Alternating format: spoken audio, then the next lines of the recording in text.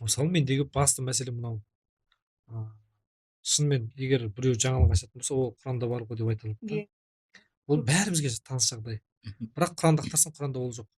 Жоқ, біріншіден. Екіншіден, егер Құранда бәрі болатын болса, бүкіл мұсылман әлемі бұл қазір ғалымның 50%-ын хотя бы ашып қою керек еді. Иә, Бірақ ешқандай мұсылман әлемінде бірде бір ғылыми жаңалық жоқ. Егер иә, Құранда болатын мүлдем болса, жоқ. егер Жаңалық. Құранды тек қана имамдар, біздің жалпы муфтияттар, М, теологтар түсінетін болса, онда Иә, бүкіл ғылымды солар ашу керек еді. Бірақ онда ешқандай, дұрыс айтасыз, мен келісіп отырмын. Ол жерде ондай ешқандай ғылыми дәлелдемелер, ешқандай формулалар жоқ. Мен элементарно одан нені іздеп көрдім? Клеткалар туралы, ткандар туралы іздеп көрдім. Онда ешқандай мәлімет таппадым. Өйткені ең маңызды, біз жасушадан тұрамыз ғой.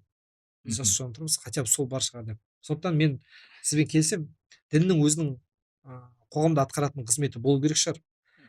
Бірақ сіз айтқандай, қоғам балақты түрік кию керек па, қиып кию керек па, сақалды қалай құру керек, шашты қалай өсіру керек, ә, төсек қатынаста қалай жату керек, иә, қай уақытта тұру керек, қай уақытта жуу керек, қалай жуу керек деген мәселе талқылағандықтан, тура Ататүріктің темасы сияқты. Ататүрікте Түркияға келген кезде тура сол нәрсе талқылап отқаннан кейін ол 800 молданы апарып жарып жіберді.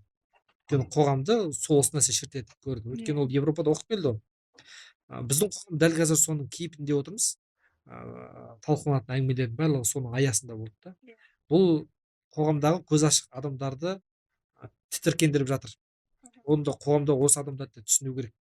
Өйткені түсініп отыр. Енді кез келген кітаптың бетін ашып оқып зерттеген адам, тарихты зерттеген адам міндетті түрде болашақты көре алады. Зерттеген адам қарайды, қазір біз не істеп жатырмыз. Бүгінгі күнге футурологизм деген ғылым бар ғой. Болашақта ғылыми болжау. Қазіргі істеп жатқан іс әрекетіміз бар, болашақта біз қайда баратқанымызды көруге болады. Сондықтан кітап оқып ізденіп жатқан жастарды көрмегендіктен ішің ашиды.